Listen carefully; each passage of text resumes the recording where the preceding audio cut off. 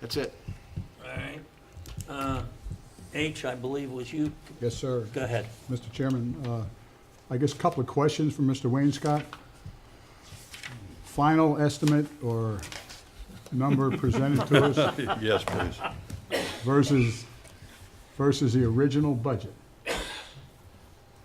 The original budget versus what we spent. Yes. I believe what we've spent on this project 2-1 versus on the 2-3. construction alone is 2.5, 2.5? and the original budget estimate was somewhere in the ballpark of 2.2. 2.2. Okay, so what's the learning from all this? Don't renovate an old building.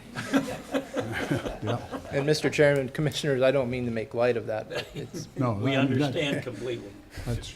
You're inside 10%. I mean, Yeah. listen, building something and hitting your target, if the people that do it are, you know, I've got contracts and contracts and contracts, and I still can't seem to build anything without a change order. this has been a difficult project to Yes. manage, Or an extension, Commissioner. Yeah. or time extension, right? Those two things, when you figure that out, will you share it with me so I can I work? will. All right. Just to clarify, originally, we thought that this total project was going to be 2.2 million, and including this change order, we anticipate the total is, 2.5. 2.5, yeah. 2.442? Yeah, it's inside of 10%. okay. I was gonna say, And I mean, I don't have a problem with this change order, but I would like to understand better than I do right now. We approved this, we're spending $51,977 on this that I'm assuming perhaps was budgeted to be spent elsewhere, but we're not addressing doing a budget amendment. And I don't understand why that is. Why we're not doing a budget amendment on our capital program? Right. I mean, because we budgeted initially $2.2 million to redo this building, right? Correct. And when everything's all said and done, we're gonna spend in the neighborhood of 2.5. And I understand that when change orders have occurred, that this entity has approved those change orders. Correct. But what I'm accustomed to, okay, is that if you budget, you know, that this is a pretty big item, that just because it went into capital, it doesn't mean that if we spend $300,000 more on a specific project than we initially anticipated, that there shouldn't be a budget amendment. So I'm trying to get my hands around that because, and I was gonna kind of address that later on anyway, but since this is appropriate, I want to understand how that works. Well, we have as you know, an unallocated renewal replacement fund, which has $20+ million in it. Not all the capital is budgeted for 1 year, so we can delay or defer projects as we see fit, and that's probably what's gonna happen in order to fund this part of the project. But that doesn't mean we have a budget amendment. Capital is not really a budgeted item, as you know, we just budget revenues and expenses. Well, but I think it should be. And maybe, you know, and I'm talking about this because I think if I have some difficulty grasping this, I'm just going to imagine that some of my fellow commissioners are having some trouble grasping it. But we have over $20 million in the capital account, and just because it's in that account, in my mind, doesn't mean that we can spend it on any capital item we choose. We have and I'm not saying at all that this project was not a worthy one. That's not my point at all, or that, you know, I mean, it's looking really great, and I think it was probably really past due. It's not my point that we're spending the money inappropriately at all. What I'm trying to get a handle on is we spent quite a bit of time in the past several months discussing all the different things that we have to accomplish with this capital improvement money. And it's a pretty extensive list. So I think in order for us to make intelligent decisions, I need to understand better that in the whole scheme of things here, we spent $300,000 on this building renovation that we did not initially intend to spend. So what are we not doing instead? Or what are we putting off instead? Because we don't ever talk about that. I think that just having it say, well, all of this is for capital, and so and that's the only thing that we need to know, and we approve stuff as we go along without getting the whole picture, is not how I want to move forward. So you're saying that none of the money in the capital account requires a budget amendment? If we plan to spend it differently than what we originally intend, it doesn't require a budget amendment? We've deferred projects from year to year or not done projects for one reason or another routinely. So that's not something that we've ever addressed before. Okay. Do my fellow commissioners understand my question? And do they think that it would be important for us? I mean, it's just kind of astounding to me that we would ultimately end up spending $300,000 more on a project and it doesn't require a budget amendment. It's like, we know that net income, pretty much all of the net income goes into this unrestricted renewal and replacement account, which is for capital. And then we can spend that on capital however we want, but to me, any projects over a certain dollar amount should be, although they're part of capital, they should be specific line items in the budget. And we talked, sir, when you and I met when we were getting ready to adopt the budget for 9/30/18, I had talked about that for the year that we're in, that at each meeting, I'd like for us to see one sheet of paper. I think we could do it on one sheet of paper to address all capital projects that are planned that are $500,000 or more out of the money that we currently have. And I would like to see monthly how we're doing on that, what we're spending money on and how much. And then if a decision is made to postpone something or defer it, I'd like to understand that. And I think that this body would like to be at the decision-making table on what is deferred or what's increased or things of that nature. So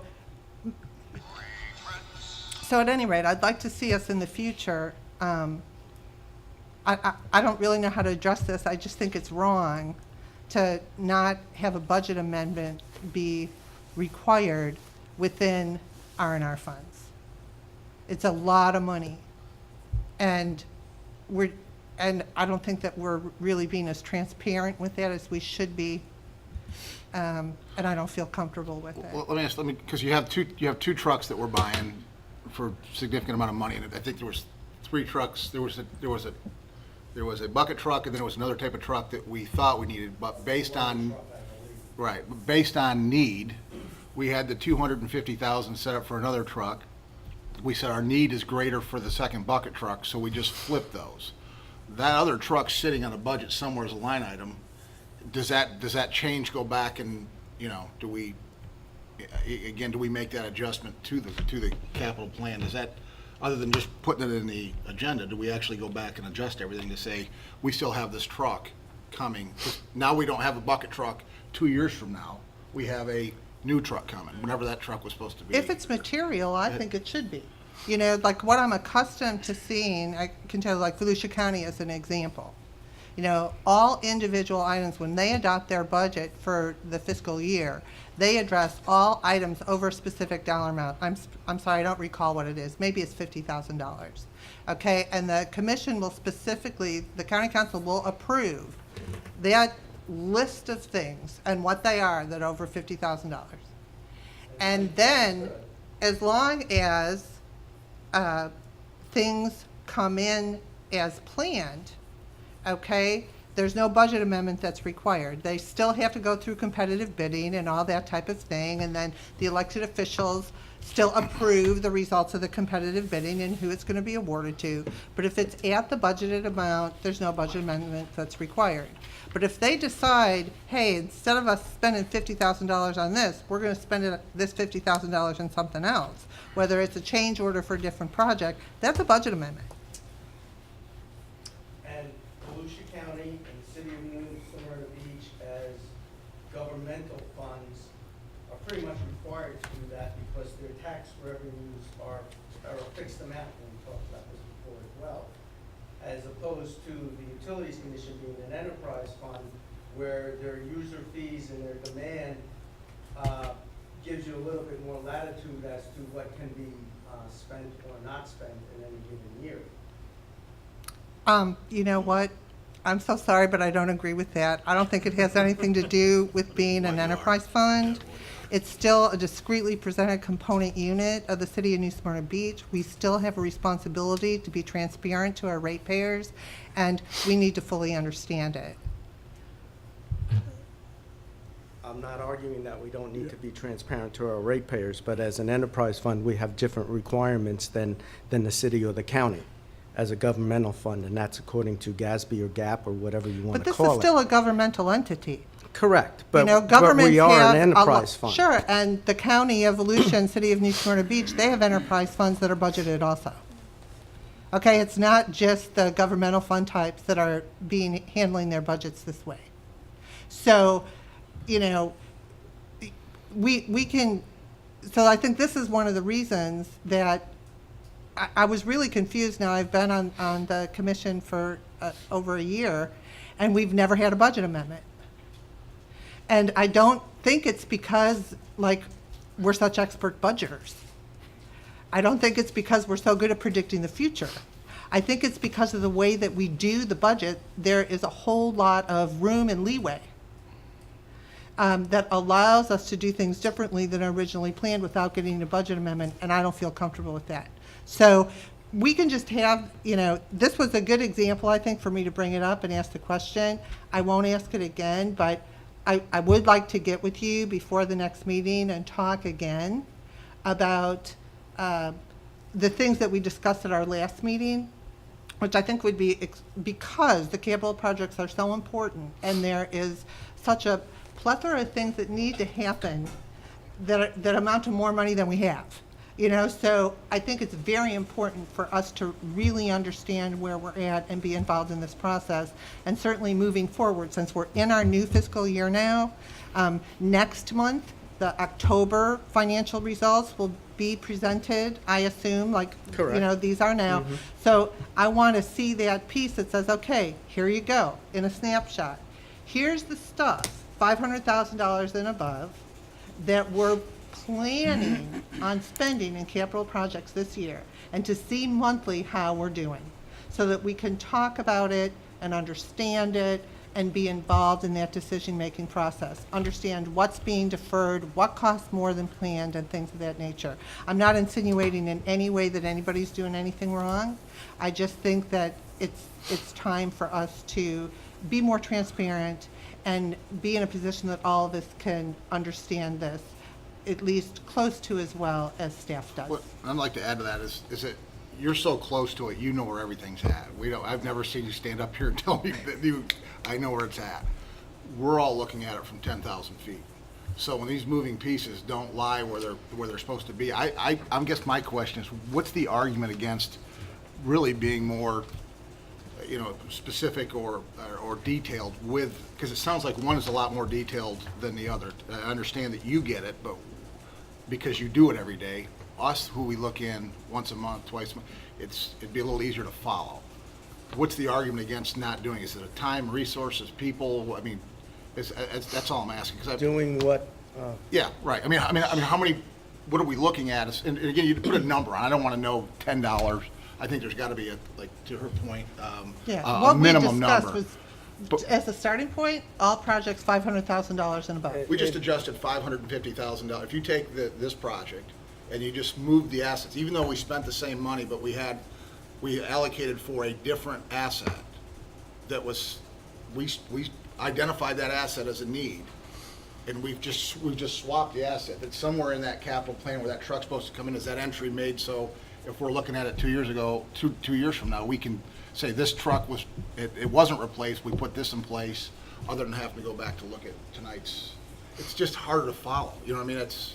My best guess would be probably 2 days' worth of work to put that report together, at least initially, until we get it rolling and get a feel for what we're looking at. But once you got it to the point where you're saying, okay, I can manage, then what are we looking at? I mean, always the first one's the tough one. Again, even 2 days is not awful lot of time. You're talking 16 hours for I one think person. you're a busy guy. I'm not, 2 Well, days. that's I'm sure not you me. don't sit around all day. Somebody on my staff is People gonna. start taking 2 days of mine, I'm like, hang on I have a second. fixed asset accountant, so she's closer. Yeah, I closer to understand it that than I getting am. it set up might take some time, but it seems like once you did. Again, once we would get be it somewhat set up, it routine. may be a couple of hours, but initially it may take 2 or 3 days. And I would agree with her. I just can, because we look at it to from do that. 10,000 feet, where you're sitting in it every day, and you know, it's just easier for us to, I would agree with her. And yeah, when you're talking about 20 million bucks, Right. and I don't want to call it a moving fund, that's a lot of money to be Right. moving around and not paying attention to from up here. Okay, Thank you. Certainly. okay. You're back. Chairman Bean, Yes, sir. I would still have a couple of questions. I'm sorry. Okay. I looked over and you didn't give me a nod or Oh, I didn't- tried to. Okay, you gotta be quicker. Okay, I'm sorry. I'm Go ahead. Getting a little slower in my age. We all do.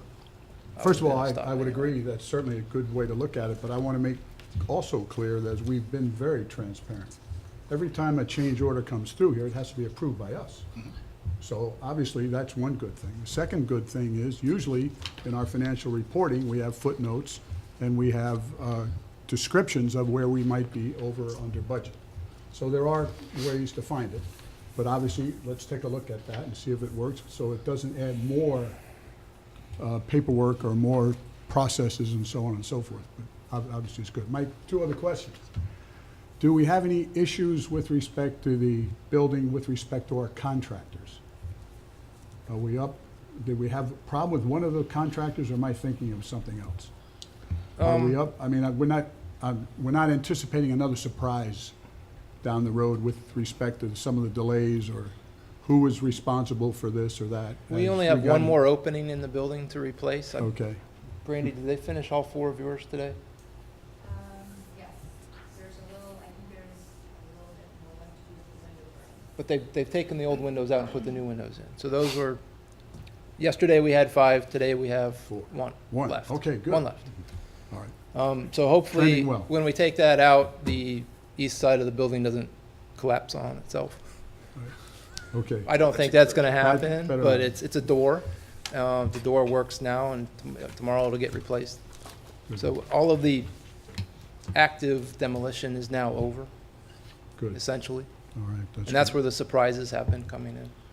And Mr. Chairman, my last question, comment.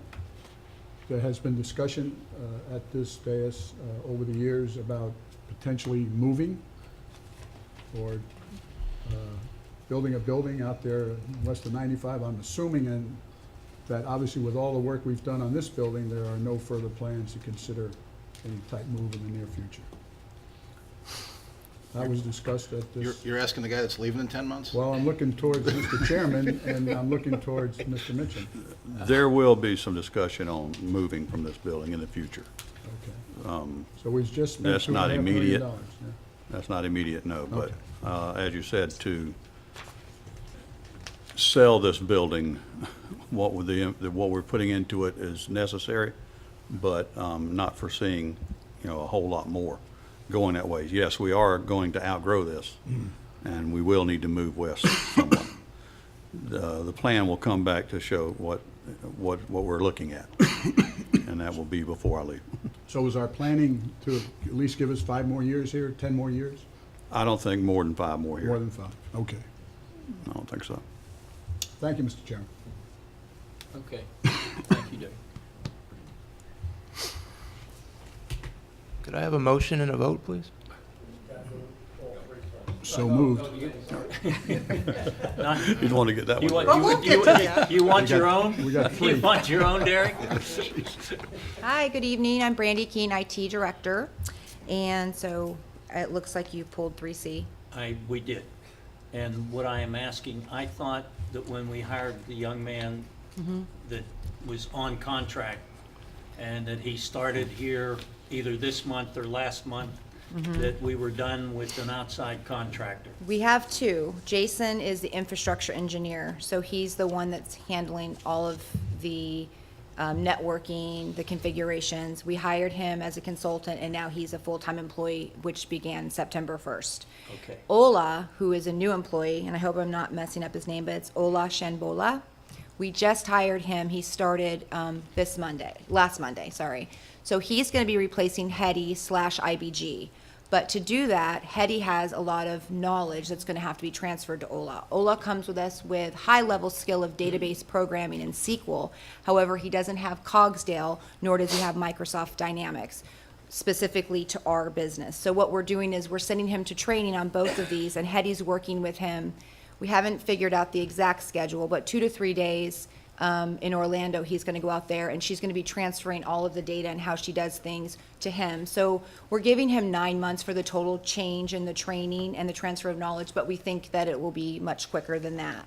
So right now, we're kind of passing the torch, but we have to do that because IBG was the one that facilitated everything for our database and all of our financials and customer service. So we're losing Hetty. We're not losing her. We'll keep her as our VAR. So I just hate to have, if that person were at Ola were to ever leave. Oh, Then absolutely. we lost, yeah, we're We'll gonna, keep our relationship always with IBG. They'll always yeah. be our value-added reseller, and they're the Microsoft's Dynamics. So, but they'll go back into their original role. maintenance versus. Correct, Yeah. their original role of what they did. So we're trying to get to that, and then we'll have in-house expertise, so we won't have to go to a consultant for our needs. So this is considered consulting, additional consulting No, service? he's hired as an employee. He's working with our consultant, and she's transferring the knowledge that he will need with the additional training that we're providing. Then once that happens, which we're hoping before the 9 months, but we gave him 9 months for that, then he'll take over the role full-time, and IBG will work at just our higher level maintenance. But I'm sorry, I know No, I'm that's singing okay. really thick here. But the 49.5 is going to, IBG, and that's their maintenance contract. It's $5,500 a month, and they facilitate all help desk, anything that comes through that's database related specifically to Cogsdale or SQL Server, Great Plains, Okay. Dynamics, while Ola is learning. But he's working with them. It's just a transition, and it's all new software that he's learning. sure. Okay, so this is, and sorry, I'm going to come back to the budget No, situation. yes. I see we're approving this. Correct. But we're approving to spend 49.5 that I'm assuming was not budgeted to be spent. That's not true. Okay, you knew you were going to have to spend this, so you already had this in, Yes, we knew that there were outside consultants that we were going to need for the next year, whether it be for the phone system. Correct. Or IBG maintenance. So we do have an O&M account in our IT department for consulting services. so this was already budgeted in the IT department, in that department, so that's why there was no need for a budget amendment. Correct. Thank you. And we do have one more consultant that we're working with, just so that you're aware if another does come up. We work with Craig Belcher, who does our Cisco phone systems, and at this time, Jason is taking classes to eventually take over the day-to-day operations for Cisco. So we have to extend the services once our blanket purchase order runs out with Mr. Belcher until Jason understands the Cisco phone system. Just, again, because we've been through this catastrophe, I guess is what we can do. And it really comes down to personnel, is that we found out we got exposed. Correct. We had all the knowledge for the employees, they walked out the door and they took their knowledge with them. So, and then we were left here kind of holding the cards. Are we doing any cross-training so that if one gets sick or one goes out, or is that people, Right, we're working towards that right now because of the positions that we have, and they are so specific and skilled. We're working first to change that from consultant-based to employee-based, so we still have our consultants if something were to happen. But once we get our new employees to the level that we need them, then we're going to start building up. And we are working on training with our help desk to move them up. So we're transitioning, it just takes time. no, I know that, but it is in the, we have to take, I get it. Yes. But that's, all right. perfect. Absolutely, we're succession planning as we move forward. That's perfect. Thanks. We have found some very good employees, so don't think about hiring them away. So I'm good. Mr. Davenport, anything? No, sir. Go ahead, Lee. Mr. Chairman, I would move we would accept consent items C, D, and H. Second? Regularly moved and second. Any discussion? Debbie, please. Commissioner Ritz Parker, Yes. Commissioner Davenport, Yes. Commissioner Griffith, Yes. Commissioner Holcomb, Yes. Chairman Beanbaum. Yes. Mr. Belinsky, I guess I'm supposed to say, Mr. Mitchum, do you want to call on Mr. Belinsky? Mr. Polinsky?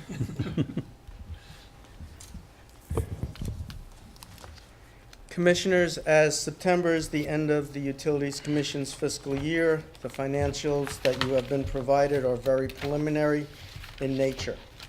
Before the accounting department can finalize our books and records for fiscal 2017, additional journal entries must be made in order for us to close our books. We continue to collect accounts payable invoices for such items as chemicals, repairs and maintenance, as well as other materials and services which occurred in September, as vendor invoices are just now being received. Also, a true-up of September's revenues cannot be completed until all the meter readings and cycles have been billed for the month of October. Having said all of this, the UC's preliminary change in net assets for the combined system for September 2017 is a positive $1,241,285.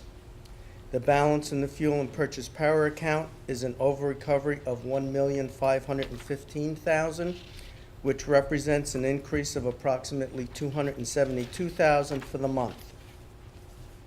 At the end of September, our materials management team, with assistance from the electric and water resources departments, performed an inventory count of the 1,500 items we have on hand at our Field Street warehouse.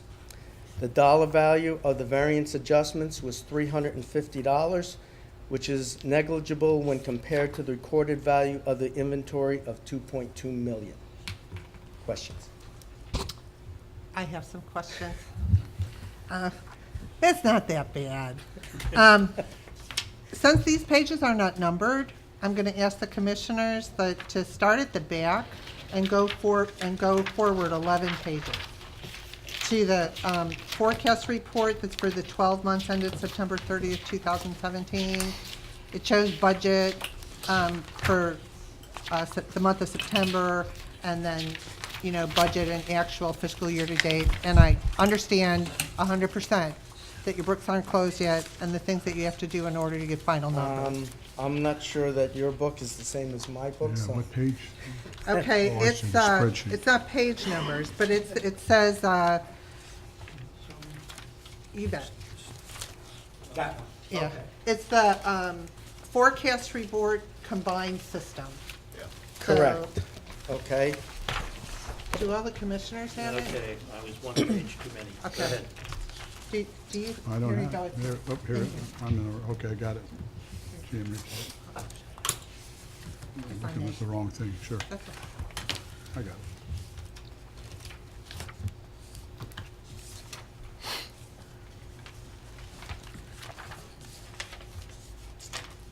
There you go. Thank you.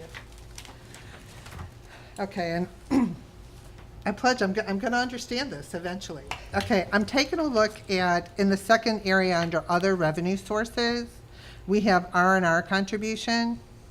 And for the year, it was budgeted to be 1.558 million. That's in column 4. Okay, but fiscal year to date, it's 4.6 million. So help me out here and explain to us, what is that? That is contributions of either easements or facilities, whether it be electric lines, water lines, or whatever, from developers. Development agreements. Okay, so, And every year, we do an estimate based on the last 2-3 years' averages or whatever. So depending on the level of activity from developers, that's pretty Okay. much a. are there a couple big gust. things really that I'm that sorry? is that a couple kind of big projects that consisted of, or just? Oh, yeah, Coastal Woods is Coastal one. Woods, yeah, right. Sable Okay. Palms, Okay, yeah. great, Yeah. thank you, Mm-hmm. thank you. So it's Okay, basically non-cash. I'm sorry? It's non-cash. yeah. For the Yeah. most part, yes. It should really almost be a liability, because then we got to take care of it. Okay, that was a joke, I know it's recorded properly. Okay, so then also, we had on line 10, the bonds and other financing sources that were budgeted to be 3.2 million and they're zero, and that was evidently we anticipated. That we may have to go out and do some borrowing, and we didn't. Okay, and you didn't, was it, when you were thinking that we were gonna have to go out and do some borrowing, was it for any specific project? No. Okay, thank you. And then, if we go down to the bottom to all the transfer stuff, lines 32 through 35. I want to understand there, like the transfer to R&R contribution, is that cash? Yes. That's that coming actual- out of earnings that's going into the R&R fund. A lot of that is the 8% that we need to do for Resolution 2878. We have to take 8% of our earnings and move it to the R&R fund to fund capital projects. Okay, so the 8%, but that, I'm sorry, that resolution requires 8% of our net income monthly?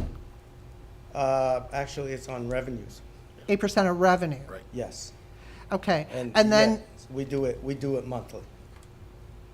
okay, and then also, is there an additional amount of net income that goes into? There will be. There will be. Anything that's left, basically. Is that, If we ended the year without any further adjustments, that 2.7 that's on the bottom would also go in there. okay, Not sure what that number will ultimately be, but it'll be somewhere around Right. that number. okay. So, just so everybody understands, is that it could be potentially, if this number doesn't change, and I realize it might change, okay?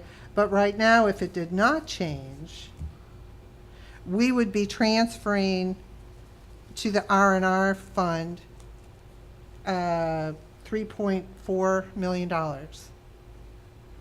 more No. than what we Yeah, had budgeted. 2.7. 2.7 plus the 2.7. 700 that they're, 700's, we have to do the 700. no, the 700 is I where thought they're 700's the 8%. No, under. 700 is a variance on the Is it, 8%. that's under budgeted, so that Right, was just, right. No, okay. the- So we're like 2 million, we potentially could be $2 million over budget there. Correct. Right. Okay, thank you. That's all my question. Okay. Not sure if anybody else has any questions. So you would end up with little over $9 million in Yeah, but in those. a lot of that is mandated as opposed to generated additionally. Mandated. Again, but by the 8%. Okay, not mandated in the way we spend it. No, no, Mandated in no. the way we put it there. Correct. Okay. Are we moving forward to the capital projects, because we talked about the 60/40, to fund these programs, I think it was borrow 60%, internally fund at 40%. Are we meeting the cash to meet our goal of what we wanted to fund internally, fund through, without having to go borrow? As of this year, Yeah. correct. Yeah. Right. So I'd want to know if we ever come off that number, Well, because. again, Yeah. since we do a budget, Right. regardless of what you want to call it and what's in there, capital program or whatever, at least annually, if not sooner, you would know where that number would fall and if that percentage would change.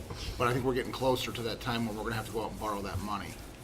That's what I think you said. If the treatment plants come to Right. fruition or need quicker than we expected to as of last April, Right, could be. okay.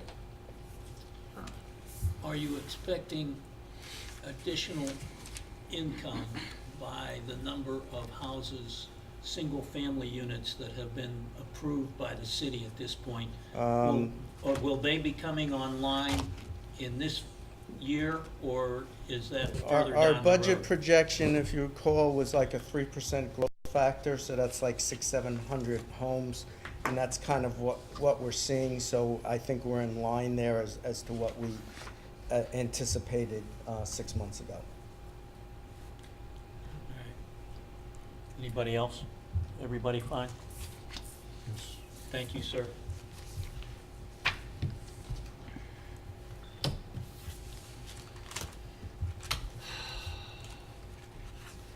legal opinion regarding the terms of the audit agreement. Mr. Preston, I believe that is under your, Yes, it is. As you recall, at your last meeting held September 21, Commissioner Brits Parker requested my opinion after review of the audit services agreement with Brent Milliken and Company, now known as BMC CPA, specifically regarding the renewal, the automatic renewal term. I have provided an opinion in your agenda packet, and if you have any questions, please do not hesitate to ask. Lee? I do not have any questions. I do. Okay. We put the options in there to give, again, we're approving the contract. We thought it was imperative to put the options in the commission. In reading the letter that went out in May, why wouldn't we have come back to us to say, for our approval to send that letter out to extend the contract? Because, again, we put that in as a provision to evaluate when we took the vote. That's the reason we didn't sign a 3-year contract. We didn't, you all know how I feel. We've got a, 30-year accounting firm, which I find to be insane. So obviously, the reason for the options were to give the commission who voted on the contract our options. I don't know why we just sent the letter out and didn't bring it back to us to see if we had any further discussions or anything that we wanted to discuss. If I may, Go ahead. Commissioner? That option package was not only used for the audit, we use that option package routinely, whether we're ordering chemicals or services from any other vendor. I get it. And once the commission has approved that 1+3, staff has always gone on a proviso of that unless the vendor is not performing the services up to the level the staff has deemed acceptable, to routinely move forward with the second, third, and fourth year options. I understand that you use that with all the other, but here's my heartburn with this. Is again, we've had the same firm doing our books for 30 years. And again, it's my opinion, I get one vote, it's all it is. The reason I wanted to discuss it each year was you do have other board members now, and I'd love to have been able to say, okay, how do you all feel? At least have a discussion about it. If everybody felt good and we decided to move forward, then we would have gone forward and we wouldn't have needed to use the option if we're doing it fine. The idea, what I thought, maybe I took it wrong, is that I thought the reason we put those in there was so that we could discuss it in a year to find out if, with the new board members, if we wanted to, because it was 3-2 is what the vote was on that. And if I took it wrong, I took it wrong, but that's what my intention was and understanding was with that, and I still have heartburn with it. But Yeah, I mean, I have some comments about this. And again, I'm not saying that you did anything wrong, but this absolutely actually really makes me angry, because this is not like any other vendor. Now, I understand this is how you've always done it, but I don't want it to happen like this anymore. You know, I have 37 years' experience in public accounting and auditing entities just like this one, and I have never seen it be that this is how it was handled. This commission has the responsibility and the authority to hire and engage 3 different people: the general manager, the auditor, and the attorney. So contracts with those people or those entities or those individuals should not be extended and approved by anyone other than this body. Now, I also want to stress BMCO, Alex Kish that's doing this, I think the world of him. I have a whole lot of respect for him. This has absolutely nothing to do with him. But the firm, that firm, has been doing this audit so many years that nobody can even tell us how many years it is. It's at least 30, if not more. So certainly, if I would have, reading what we had here, when it said there's the option to renew for 3 successive one-year periods, it doesn't, that's all it says. It doesn't say it's automatic unless staff thinks they're doing a bad job. that extension should have come before this body. So I understand that they've already started work, we're already into October. I get that. I get that. And so I don't want to undo that. But what I would like to do today is I would like to notify BMCO that the audit for 9/30/17 will be the last audit of their contract. Understood.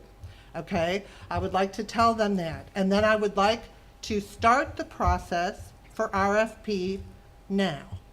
And I would even go so far because I think, now if this body doesn't agree with me, that's fine. But I think that it's time for change. And I think that there are enough quality firms out there that we can effectuate a change effectively and efficiently and have it be worth it. So I would even say that I would ask our current auditors not to propose because it's not fair to put them through all of the work and the dog and pony show if we have no intention of keeping them. And finally, I think that that process, that audit RFP process should not be, y'all should not be in charge of that. Not because you're doing anything wrong, but I have never felt that was the right way to go, since the only 3 people that this body has the ability to hire and fire is the general manager, the attorney, and the auditor. The auditor really reports to this body. So I want to see us be in charge of that RFP process. I want to see this entity, this board, handling the RFP process. Maybe staff would be involved only from the standpoint of seeing if they met the requirements of the RFP. I want to be involved in seeing how that RFP is written and what's required, because I mean, I personally, in my firm when I was still working, I proposed on this job almost every time, okay? And y'all haven't changed that RFP as long as I can remember. It's pretty antiquated. It could really stand to have some revisions. But I guess my first thing is I would like to make a motion that we notify Brent Milliken and Company, BMCO, that 9/30/17 will be the last year of their audit contract. Certainly thank them for all their years of service, and start the process of going out for RFP for 9/30/18 now. Let me ask a question before, well, I need to call for a second. Did you make that motion, Ms. Brooks Parker? I did. Okay, I need to call for a second for discussion. I'll make a second. It's been regularly moved and seconded. I'd like to ask a couple of questions. One, how long should it take us to put an RFP together and get responses and get somebody in place? Do we need a full year to do that, in your opinion? Well, we don't need a full year, okay? But what I'm learning is nothing happens real fast around here, okay? So, you know, if we say today, if we vote on this, okay, it's going to take at least a couple months to come up with an RFP to be issued. Because I feel that the RFP and the way that it's drafted and everything, I would like to have a say in that. Okay. And then if you go ahead and you put, if it's 2 more months, so we're into October, November, December, after a December meeting, that the RFP would hit the street, ideally, you know, you should give people, I mean, it's great if you could give them like 6 weeks to 2 months to respond.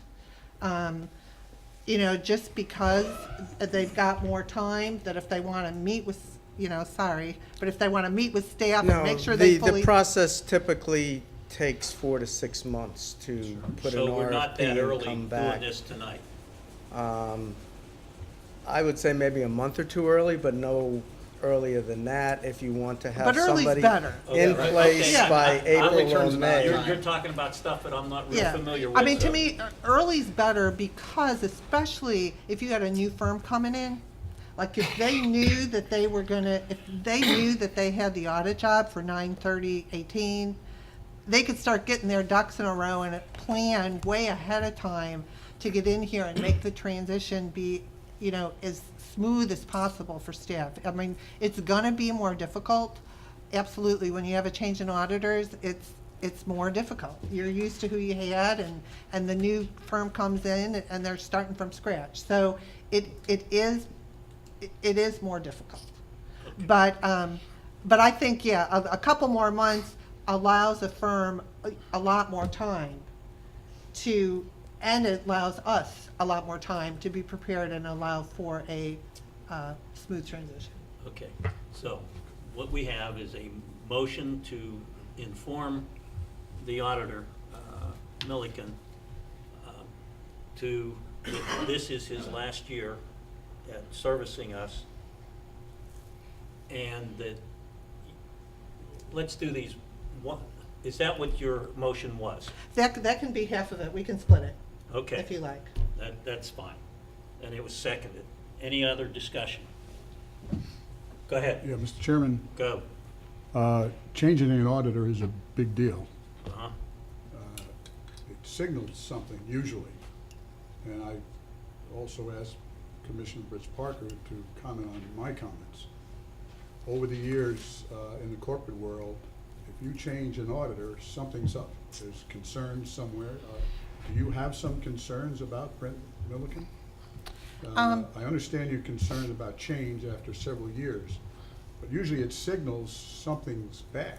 Well, I actually don't think that. Okay, well, that's Okay, why I'm like asking. as an example, it's not a requirement in the governmental arena. In some governments it is, just because that's what they adopt. But for instance, in the publicly traded environment, SEC companies Yes. are required to change their auditors every 5 years now.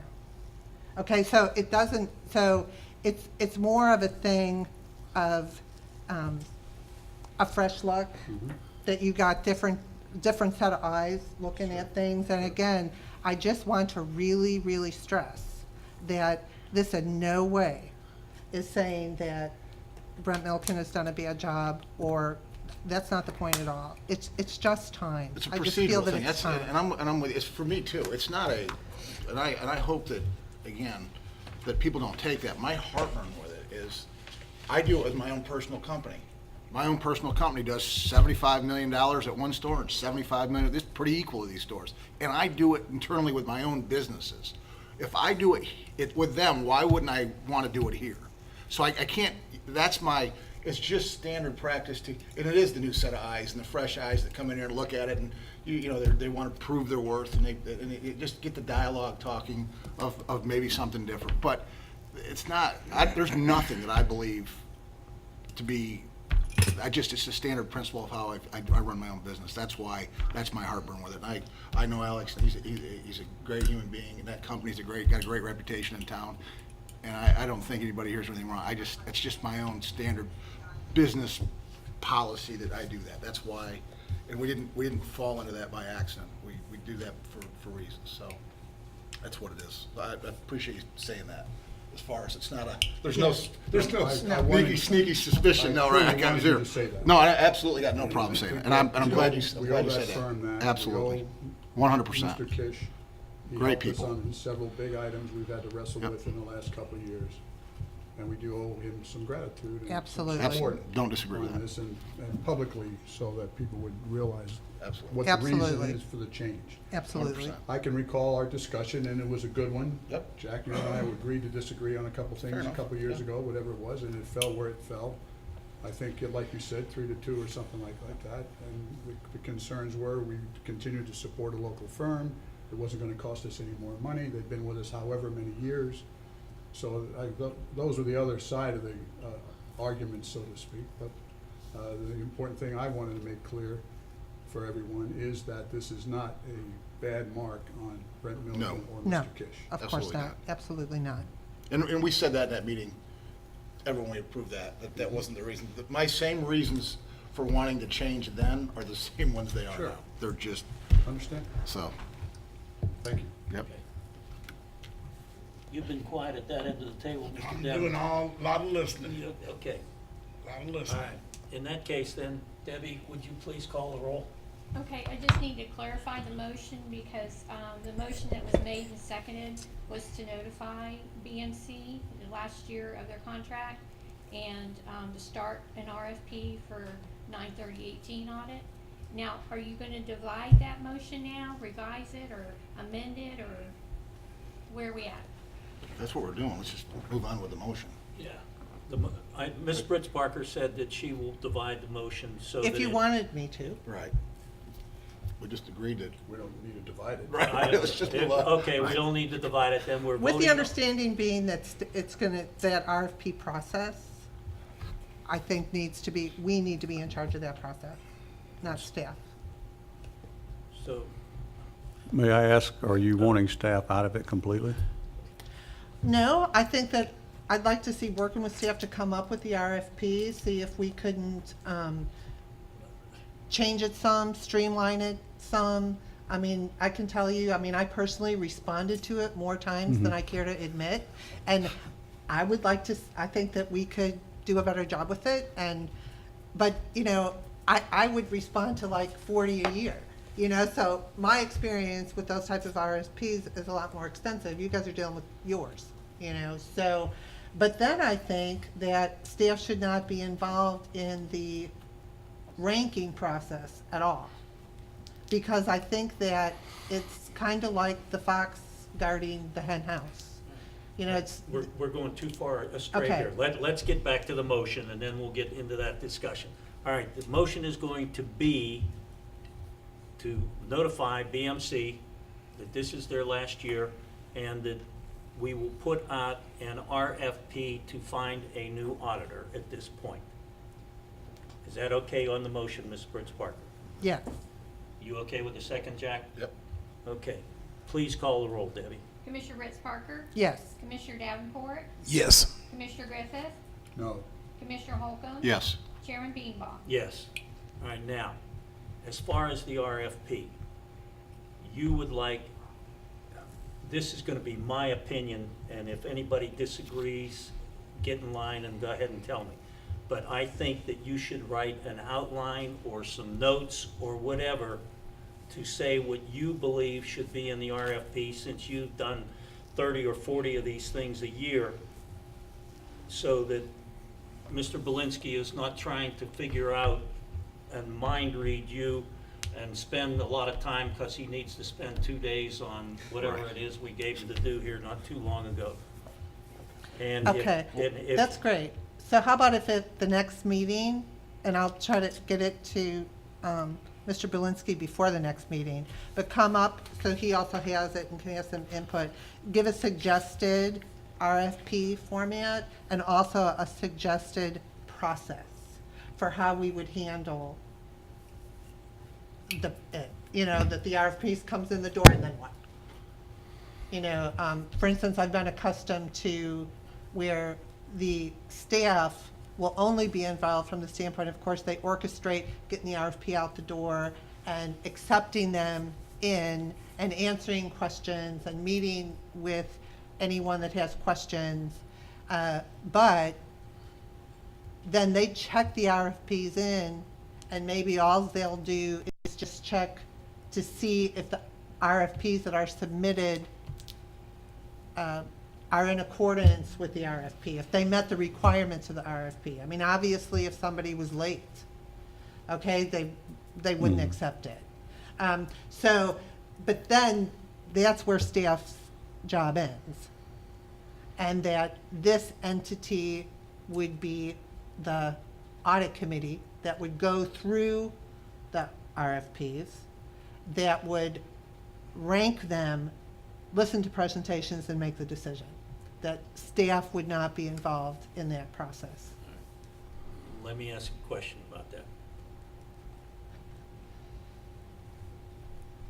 Do we have any legal requirements that say, do we have anything on the books that says that the staff does this and the way it has been done in the past that we might have to change?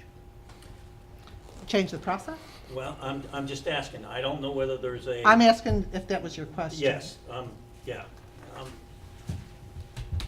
Because I don't know, because when I asked the question a couple of years ago, I was told that we don't fall under whatever guidelines that it was that I was quoting from, because my question was, I wanted a commissioner on the selection team And I was told that isn't the way it's done. And I don't remember whether it was through guidelines or for something that was put in for the way it's done around here years ago. My recommendation is to allow me until next meeting to provide you another opinion regarding this change of process, inasmuch as I think a lot of the discussion tonight exceeds the boundaries that I want to address, but I want to do so after consideration of what I've heard and relative to law and ethics. So since we have time between this year and next year's audit selection firm, let me spend this month and provide you all an opinion regarding this discussion tonight. I guess all we're doing is exercising our options 6 months early or 7 months early. I don't know what legal opinion I need I don't understand where we're going with the legal opinion. The process of putting the RFP out, I just. If Yeah. you read the legal opinion that I I provided did. for this month, Right. you will find that there is no specific means of notification, and that you can provide notification of a non-renewal at any time prior to its being renewed. That I have no issue with. The issue that I have is regarding the RFP, the process of preparation and management of the RFP.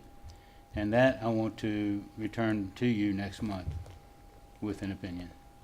Let me ask you, are you because you've always said this to me, you're not in operations.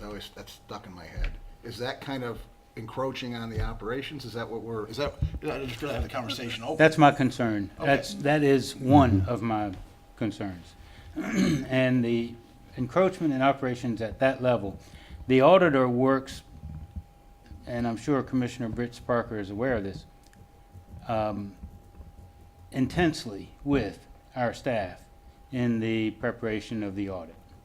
And the staff and auditor must have respect for each other and work well with each other. And so to remove staff from that process of determination of to whom the auditing firm would be may very well impair the operations of the auditor and the staff. And I'm sorry, I just have to interrupt. I just totally disagree with you. Well, that doesn't surprise me. The whole reason that an audit is done, and again, I'm not saying like the staff does a great job. They're good at what they do. I'm not saying that they're not, but I know the rules on this, and we have a fiduciary responsibility. We should be selecting the auditor, not staff. And there is nothing in the law, as a matter of fact, I can share with you, and I will. I'll make sure I want to do this the right way. If I send it to you, Mr. Mitchum, then you could send it to everybody else on the commission, which is the recommended audit guidelines and the process guidelines of what has been recommended by the AICPA as to the best method to use in selecting a new auditor. I think you'll also find that about 3 years ago, from an opinion that I rendered when we were discussing this then, 2 or 3 years ago, in regards to the auditor selection. So that was prior to your being in your seat as you are now. But Sure, you can find that. Here's my heartburn with that, and what I've learned through this is that it's almost like people don't want to participate in our RFP process because they think the deck was stacked and that there wasn't a level playing field, that it was just arbitrarily going to be renewed every year with Bob Milken. So we didn't get people to really participate. Yeah, I mean, it's just so what we're trying to do, I think, through this is bring credibility back to the process. I'm not saying it happened, but perceptions of sometimes, if we want good firms to come in here and bid this, then we want to make sure that they feel like they actually truly have a shot at acquiring the contract. And Well, let me just comment on that. I think that we should respect our staff more than that. I think that. But you're arguing, we're talking about perception. So if you have a reputation, and people believe this, and they communicate it to us, That's what we've conveyed. That's what we've done has given them that impression to form that opinion of us. So I'm just telling you, and again, I think you're a lot more qualified to work with staff than I am on that process of outlining that RFP. I think this is your area of expertise. And I'll be honest with you, I think the staff should be a part of it, because I agree with that.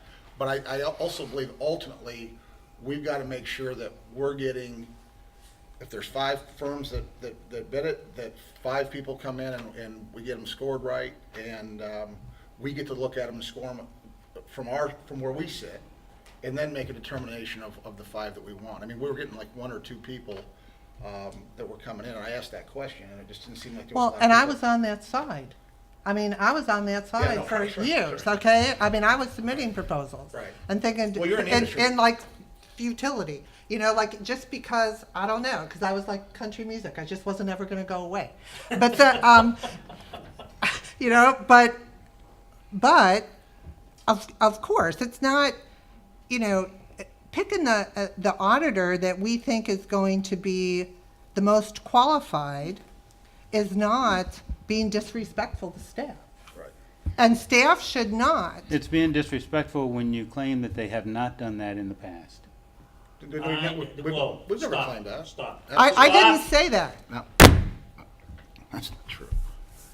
That has never been said up here, and I don't appreciate that being said, Mr. Attorney. Second thing is, I think at this point, go ahead and give it, this is Bill Bedenbaugh's opinion at this point, and I'm looking for input. Mr. Preston, go ahead and give us a legal opinion of where you think we are. Mrs. Brits Parker, you go ahead and write the notes that you think you need to have, how we're gonna do this. And Mr. Belinsky is going to, if you wanna update or think about this for the next month, so that next month, when we're all here, we'll put these things together and see if we can't come up with something that everybody agrees with and that our attorney thinks is legal at that point. I think this discussion at this point with he said, she said, they said, I said, is taking up time, and I'm not really interested in this part of it. Mr. Belinsky, could I ask you to send me and all the rest of the commissioners, not that they would want to see it, but so that they have it, a copy of the most recent audit RFP that you issued, just so I could take a look Yes, at it? absolutely. Okay, that would be great, Not a and then I'll give you a call in a few days Sure. to set up a time for us to get together. Very good. Thank you. All right. All right. We have one thing, we have to appoint a representative to the Economic Advisory Board. That is my decision. I'm gonna keep it for another year because I know, Jack, you've had enough time over there and that you probably don't have the time to go back. I'm not gonna argue with you. Sure as the So key. I'm just gonna take that. Now, we need, I need time. I've been in this chair for a little longer than a year, and it appears to me that everything we do up here is putting fires out. And that is not what we're supposed to do up here. We're supposed to be guiding this group down the highway, or whatever you wanna call it.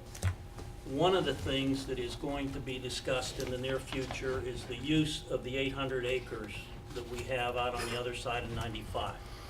And I have done some research and talked to some people, and I have been told that I only talk to people that are collecting taxes and people that want to develop property.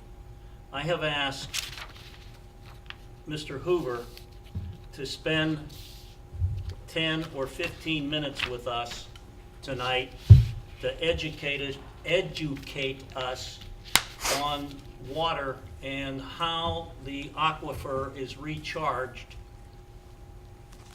He did this for me when I first came on the board 6 or 7 years ago. He took me and we sat down for a half hour or an hour that day, and he explained to me what recharge is and how much water we extract from the aquifer. And I understand you are also invited by the St. John's River, whatever that long, to come and discuss with them about water use. Yes, sir. When do you plan, when is that gonna happen, and, About a week. okay, is that something that you need to come back to us and talk to us about? Because St. John's might be ready to say, hey, you are taking too much water from us, or whatever, I think they're going to be talking in generalities okay? at first. And we'll make sure everybody knows what they bring up. Okay. I'll get that feedback to Mr. Mitchum. Dave Hoover, Water Utilities Resources Department. And the question that you had about recharge, I'll answer first. And I think it's a great question. And it sheds light on the operational value of the Western Utility Complex. I've heard a lot of questions and statements from the commissioners as Mr. Wayne Scott made the presentation about our strategic and limited development of that property to maintain effective and cost-effective operations of our utilities. But let's talk about the recharge first. The Floridan Aquifer, the Upper Floridan Aquifer, is a limestone formation. In Volusia County, we almost have our own separate and distinct area of this aquifer. It's called a semi-confined aquifer. That means the upper confining layer is not perfect, nor is the lower. The upper confining layer and the thickness of that clay, which varies from 1 to 3 feet, speaks of the permeability and how much water is going to come from the rainfall. So recharge is rainfall trickling down over 100 feet through the soils and then hitting this permeable layer and then coming through and giving fresh water, new water, to replace water we're pulling out with our wells. So that's recharge. And it's a mass balance thing. If we pull out more water than is coming there from 60 inches of rainfall per year, then that creates a negative pressure down there. And what can happen is then the lower confining layer, which is also permeable, we can have upconing, which is called vertical saltwater intrusion. When the chlorides get into an area of the aquifer, they don't leave. From that point on, you no longer have cheap, fresh water to treat, which the main thing we treat for is just hardness, the mineral content in that water that comes from it residing in limestone for eons. Once you treat it at the water plant for lime softening, it's fairly inexpensive, and our cost per thousand is manageable. When we talk about if we withdraw too much water, we're going to have increased chances of saltwater intrusion. What we did in 2004 and 5 was we got together with consultants, professional utility consultants, and we did our first master plan. Before that time, we used to get consultants to look at individual projects, but at that time, we got them to look at everything. This is the 2005 Quentin Hampton and Associates Water System Analysis, Part 1. Part 2 was the water treatment plant, storage, and pumping. In this, we have a handy map that shows our raw water supply areas.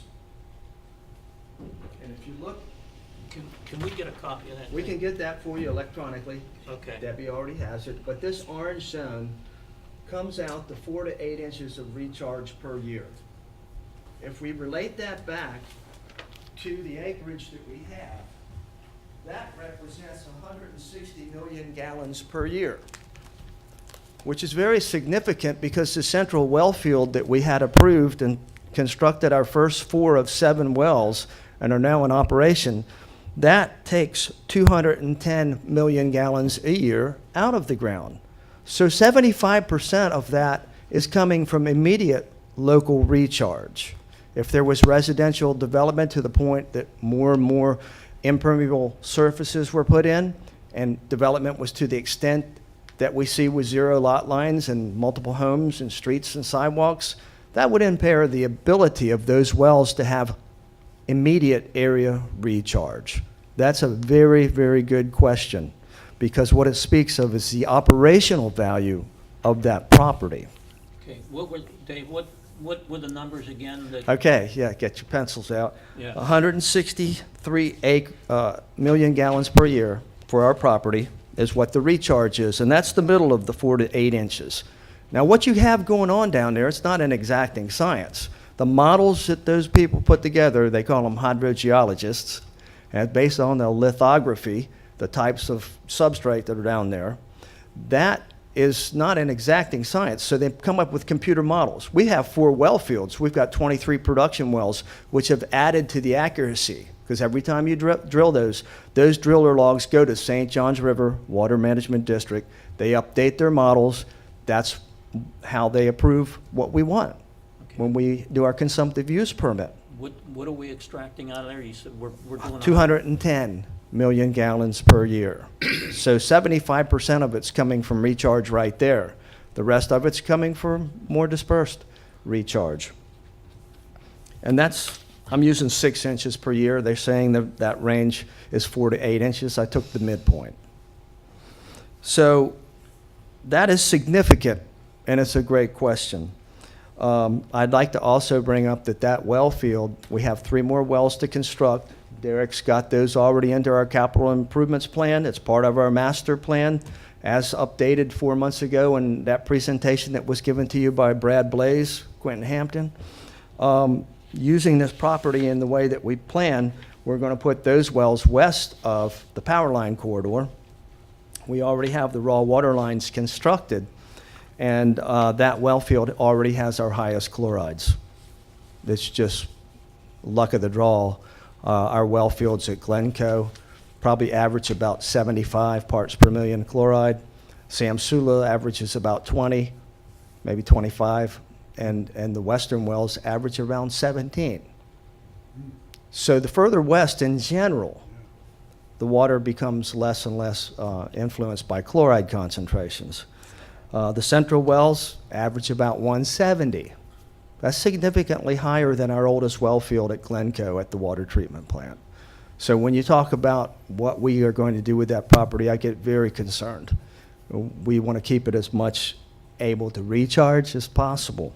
The other things that bring value operationally to that property, of course, this is the master plan that was updated in 2016.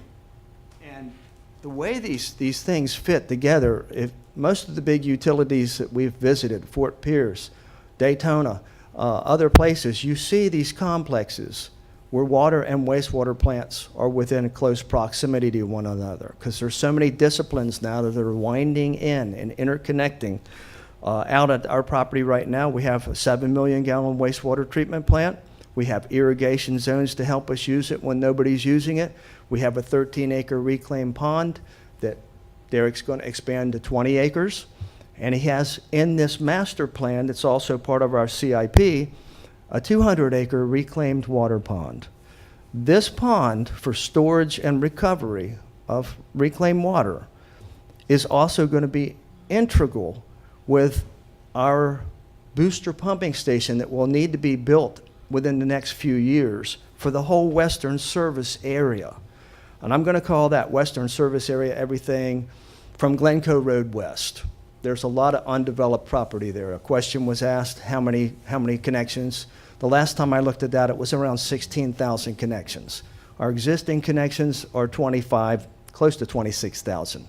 16,000, it's going to be over 50% the demand that we have for drinking water and reclaimed water. We want to provide residential public access reuse to all of those connections. This 200-acre pond not only will be used to manage our reclaimed water, but when this booster pumping station is put in, shortly thereafter, our deep well, which we've already constructed 7 to 8 years ago, over 1,000 feet deep, we did all the feasibility testing and got St. John's to approve that for our alternative water supply plan. When we outgrow the ability of our potable wells to produce the water we need, it's going to be brackish water. And it's going to be membrane treated.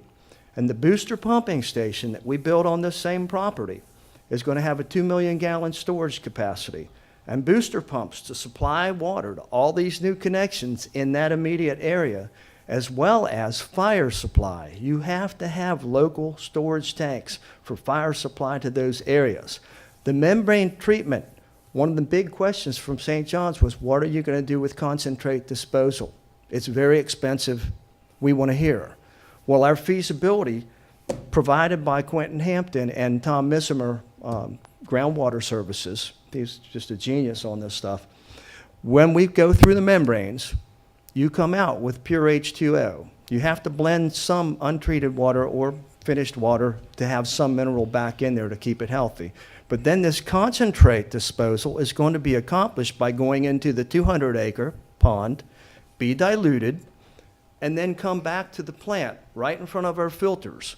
And then it'll be diluted further with our side stream of a 3.5 million gallon a day flow from the city. We average about 200 parts per million with that water. And with this concentrate, which is going to have a lot of chlorides in it, because the deep wells probably, they run around 15,000 parts per million, it will be diluted to the point that we'll probably still have 600 parts per million and be suitable for irrigation. We will be disposing of this mineral in our irrigation water. That's going to keep the cost per thousand for wastewater treatment and reclaimed water affordable. And of course, if you can do this all locally, as Mr. Mitchum said, if we found other properties and did all these things, you'd still have to pump everything back to this location. In this annual cost that we do, and I'm intimately familiar with the details, every year we put these together. Both treatment plants run about 2.2 million. Our whole budget for my department's 5.5. Nothing near your 75, but it's still a lot of, our product's a lot cheaper than a Chevy, okay? Sales and expense are two different Yeah. things, okay? So what we have is something that's very affordable, cost per 1,000 gallons. Of the components of these both treatment plants, salaries comes first, then comes electric. The electric is about $600,000 per discipline. For the wastewater, it's all the pumping stations bringing it to the plant, the treatment plant, and then the reuse pumps pumping it out. For the water plant, it's the wells bringing it in, the plant treating it, and then it going to booster pump stations. So there's $1.2 million of electric costs. If the things that this master study has proposed for us to accomplish at this Western Utility Complex, if they're done somewhere else, it's going to be very costly, and the immediate land value is going to be far overshadowed by how much it's going to run up the cost per thousand. Because already membrane treatment is 3 times the cost of conventional lime softened water. If you move it further from the place where you're going to use it and where you're going to do your concentrate disposal, it's going to get very costly to build those conveyances, those pipelines, and then pump back and forth. When do you feel that you're going to need to tap that deep well? Just looking in your crystal ball from what you see over there. I'd say, yeah, right around 5 years. And the thing is, we're talking about the growth. Coastal woods, the next section of V-Bay that goes west, another 2,000 connections. I think we're going to see us really surpassing the growth rates and the trends that we've had for the last decades. And those will accelerate the timetable for the plant expansions, the extensions of these things, the alternative water plan, the membrane plant, the booster station for this area. All of those things will be accelerated.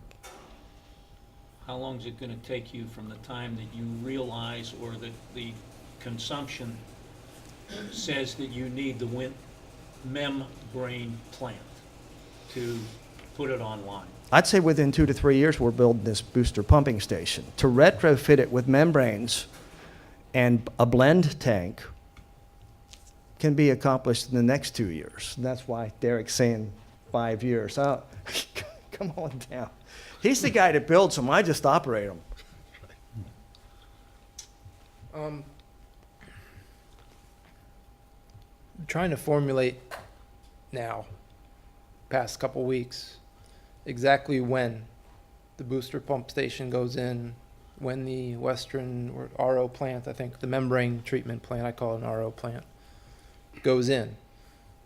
We've got, in the works, we've got our other facilities, fleet maintenance, we have to get off a swoop. Trying to plan the property so that limited driveways serve a utility area. All of that's going on right now. I can't tell you exactly when the RO plant's gonna go online.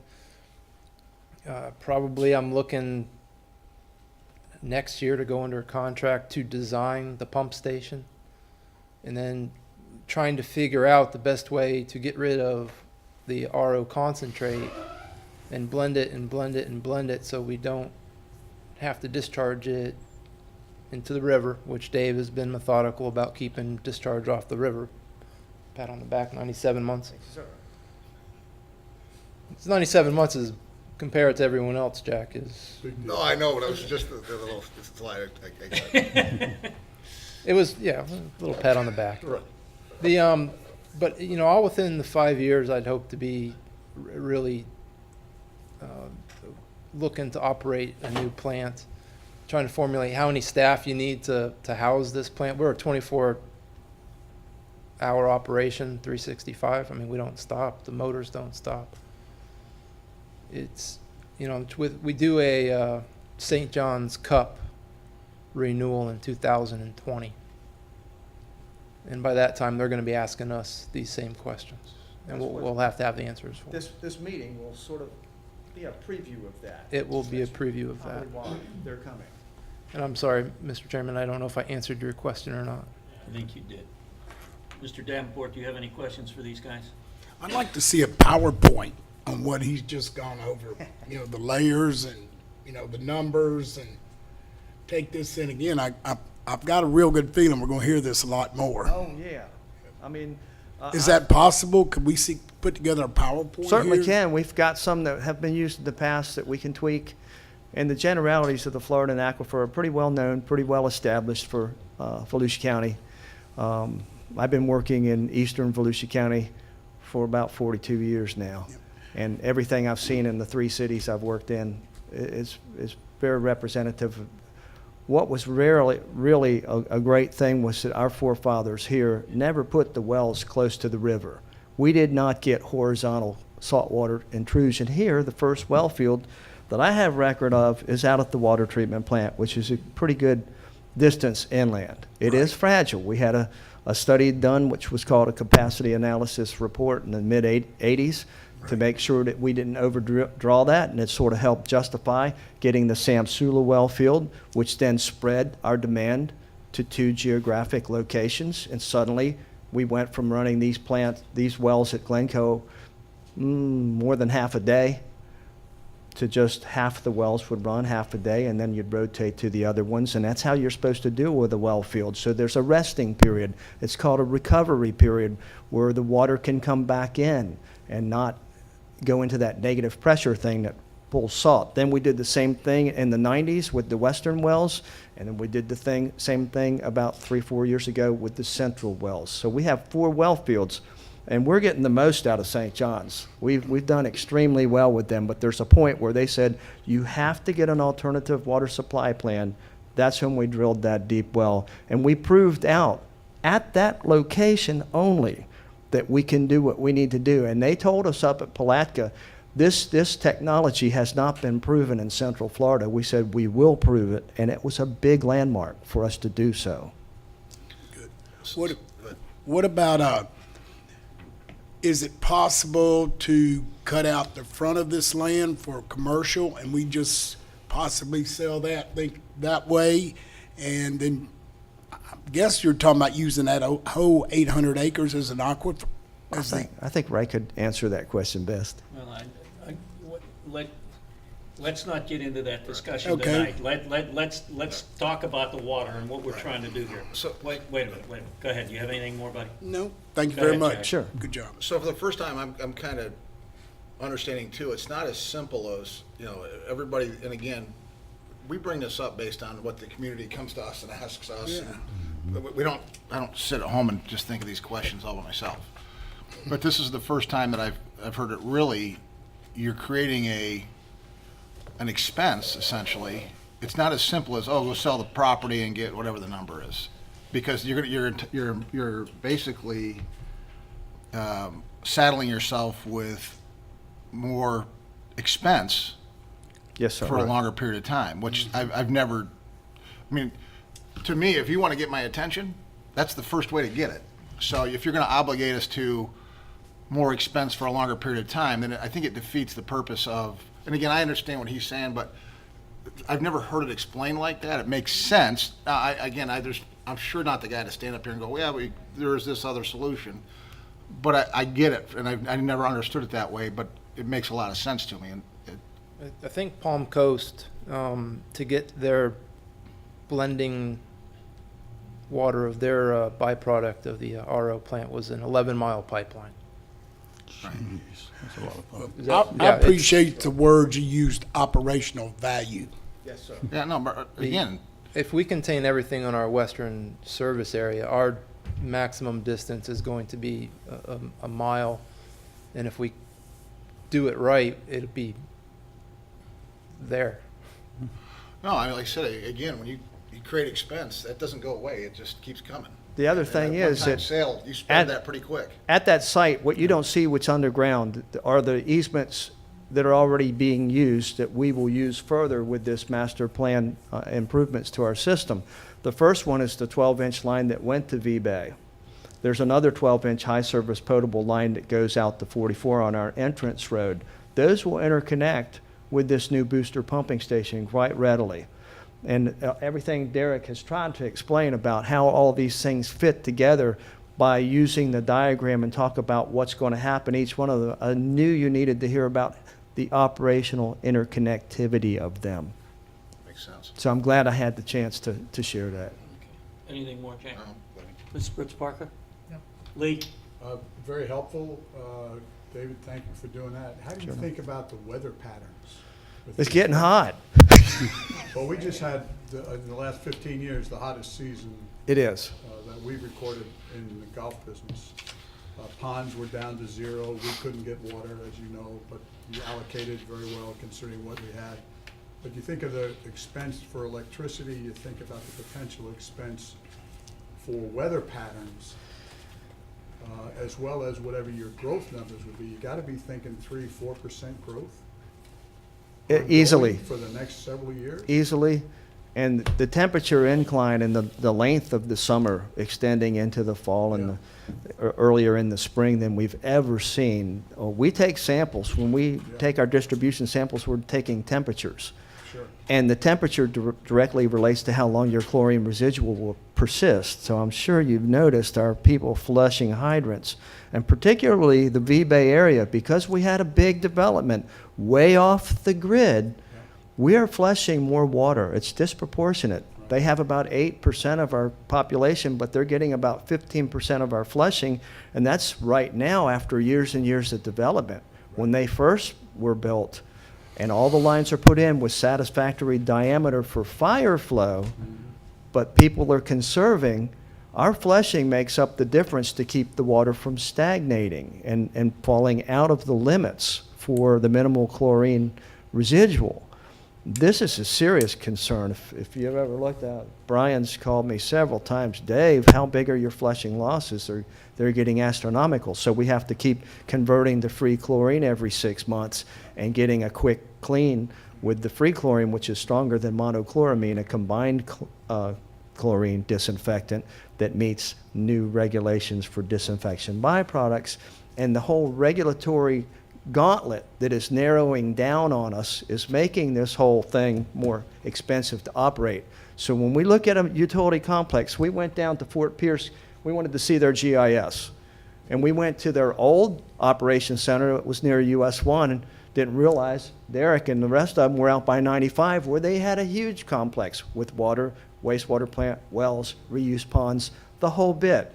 And when I was at Daytona 2 months ago for the regional school, they're talking in South Florida now. South Florida is the preview of what's coming here because the density of the population is more there. They call it one water. There's no water and wastewater. It's all interconnected now. They're pumping it down in the ground here. They're letting the ground filter it. It's going straight into the water plant.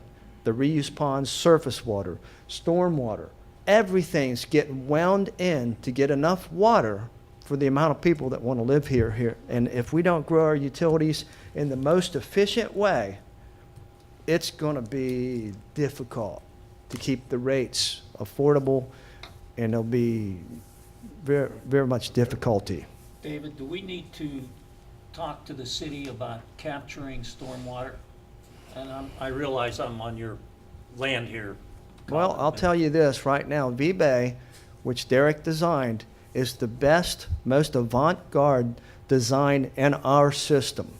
He has a reuse pond and a well for when we don't have enough water for him out there, but he linked all of his surface water ponds in, and he's got a little sluice gate out there. When they don't have enough, we don't have enough water for them, and everything's going down because it's drier than usual. All of those ponds serve as feed for his reuse pond pumps and all the irrigation to that huge golf course. And they also have shallow wells along the side that they're pulling water out of those same surface ponds. He used the One Water design in 2002. 2004, we built that golf course. To answer your question, Chairman, it's, I think it's illegal to collect stormwater in the sewer system because then you have to treat it. I'm not advocating that. I'm just asking, is it time that we start talking about stormwater recovery? Stormwater for use as reclaimed, yes. Absolutely. I'm talking about for portable. No, not yet. There's too much variation, too much pollution. We're very blessed to have the deep well water that's very filtered and naturally clean, and that's why it's so cheap. The treatment is very affordable with conventional treatment, but when we do the alternative, I think I exceeded my 10 to 15. When we do the alternative water supply, you're going to see the kind of costs we'll need with modern technology to take something that's not as clean and then make it very clean. Mr. Fritz Parker, do you have anything you want to ask? Lee? No, I'm good, thank you. Thank you, sir. Yes, sir. Anybody have anything that they need for the good of the organization? No, sir. I just have something to add. I Go wanted ahead. to let everyone know that I did get a call from Mr. Cloud, the attorney that we engaged. He said he had gotten the engagement letter. He asked me for additional information. I had forwarded him the email with all the attachments that Mr. Preston had sent all of us quite some time ago that were like, and then I'm assuming he said he was gonna contact you, Mr. Mitchell? I have not been contacted at this time. Okay, I thought he was gonna contact you to see if there was anything else that you felt was needed. Do you think there's anything else that he needs, Mr. Preston?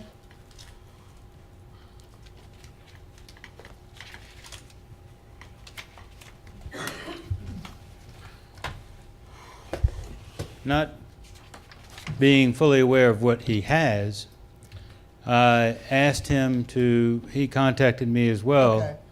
to ask me if there was anything in addition because he was unclear as to what the charge was and what the supporting and underlying documentation was needed.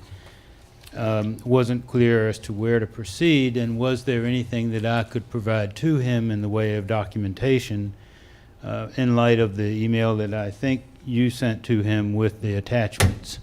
Which was just your email, so that you know.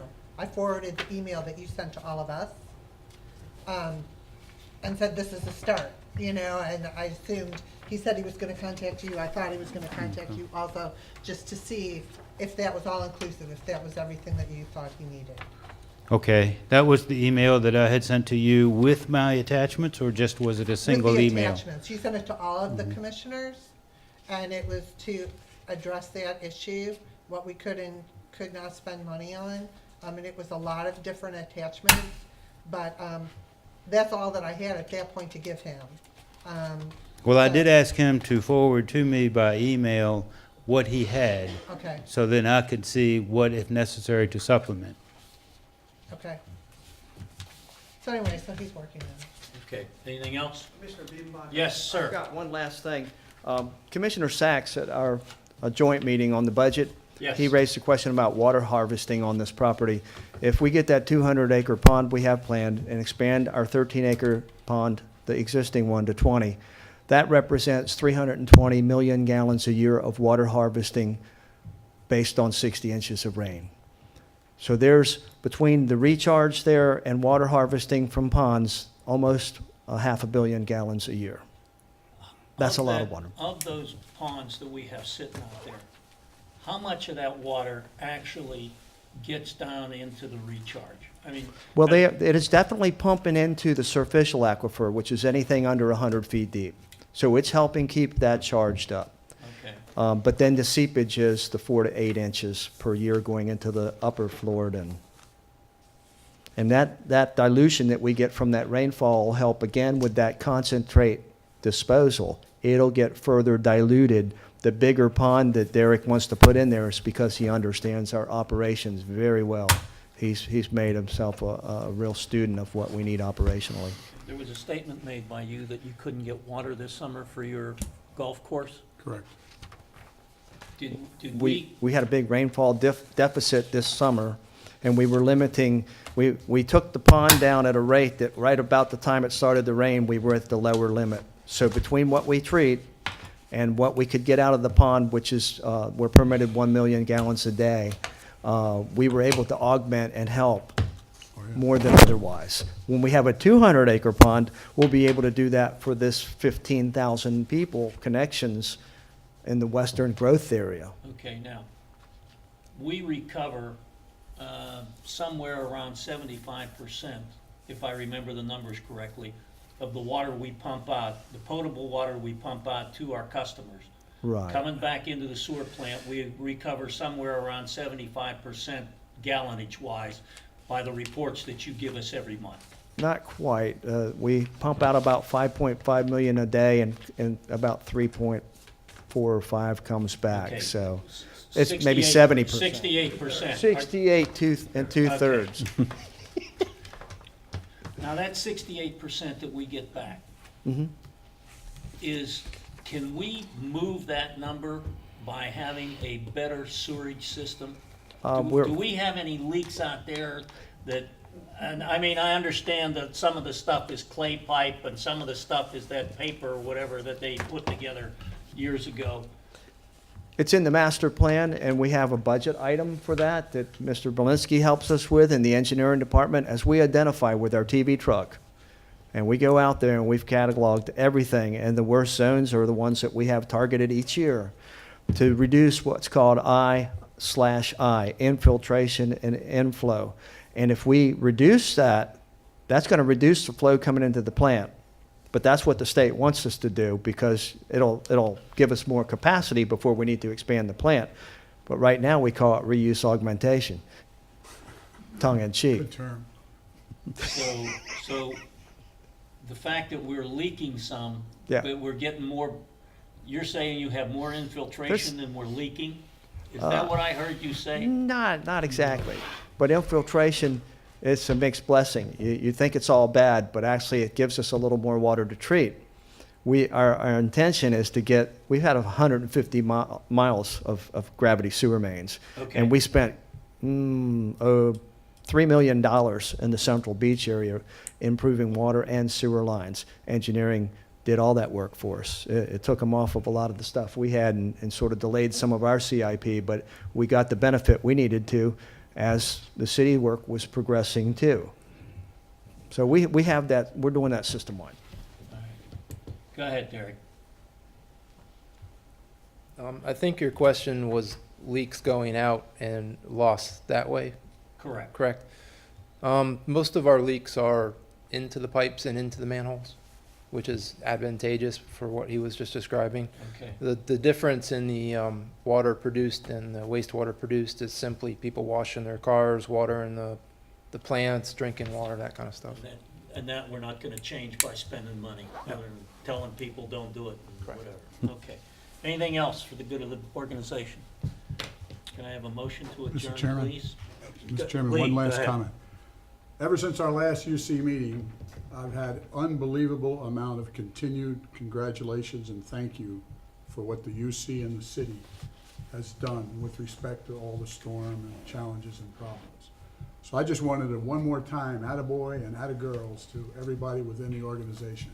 And also take this venue to congratulate Mr. Rishadad and his team for the unbelievable cleanup after all the mess. and you guys did a great job. Please extend that to all of your team. Thank you, Mr. Chairman. Anything else? We're done. Thank you. Yeah, I'm leaving the book for you. Coastal Woods is the new one inside 95 on the north side of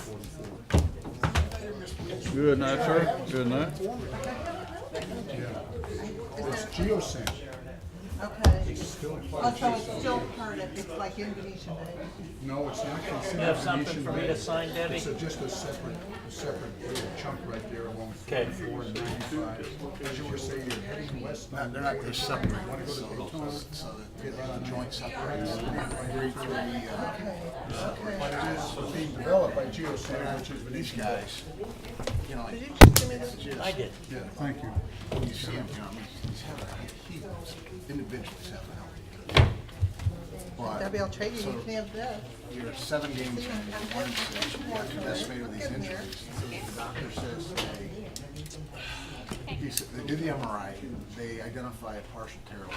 That's surgery, you can't, that didn't heal itself. So if that's what it is, you're dealing with surgery 4 to 6 months before you're back. So I'm still going, okay, what do we know we got, because the joints are